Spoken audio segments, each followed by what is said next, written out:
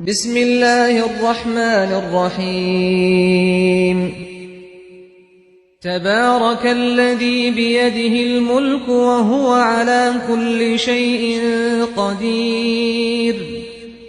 الذي خلق الموت والحياة ليبلوكم أيكم أحسن عملا وهو العزيز الغفور الذي خلق 7 سماوات طباقا ما ترى في خلق الرحمن من تفاوت فارجع البصر هل ترى من فطور ثم ارجع البصر كرتين ينقلب إليك البصر خاسئا وهو حسير ولقد زينا السماء الدنيا بمصابيح وجعلناها رجوما للشياطين وأعتدنا لهم عذاب السعير وللذين كفروا بربهم عذاب جهنم وبئس المصير إذا ألقوا فيها سمعوا لها شهيقا وهي تفور تكاد تميز من الغيظ كلما ألقي فيها فوج سألهم خزنتها ألم يأتكم نذير قالوا بلى قد جاءنا نذير فكذبنا وقلنا ما نزل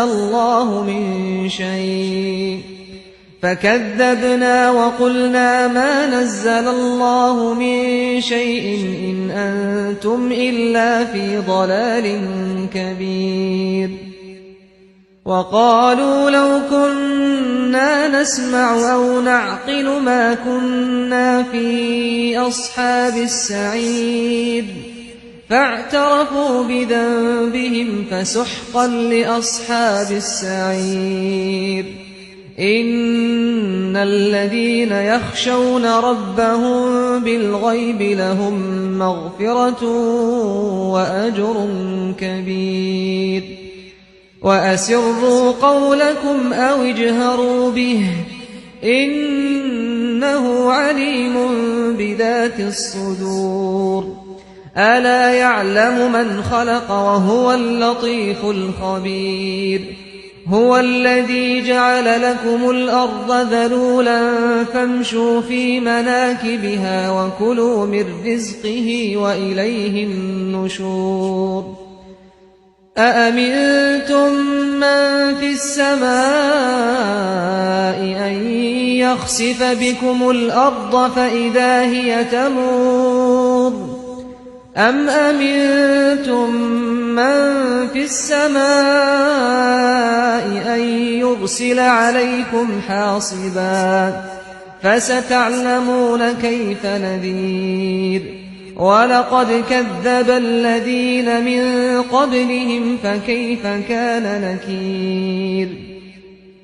أولم يروا إلى الطير فوقهم صافات ويقبضن ما يمسكهن إلا الرحمن إنه بكل شيء بصير أمن هذا الذي هو جند لكم ينصركم من دون الرحمن إن الكافرون إلا في غرور أمن هذا الذي يرزقكم إن أمسك رزقه بل لجوا في عتو ونفور أفمن يمشي مكبا على وجهه أهدى أمن